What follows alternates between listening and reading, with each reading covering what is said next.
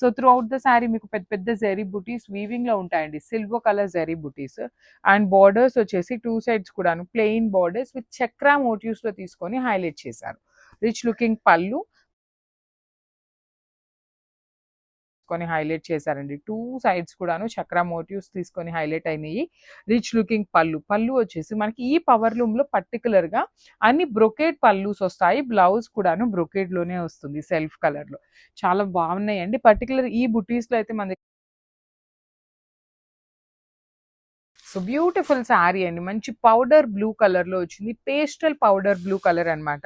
అసలు పళ్ళు of the sari చూడండి ఎంత బాగుంది. ఈ ప్రైజింగ్ లిటరల్లీ పవర్ లూమ్ అవ్వటం వల్ల ఈ శారీస్ ఈ ప్రైజింగ్ ఉన్నాయి. అదే శారీ ఇది.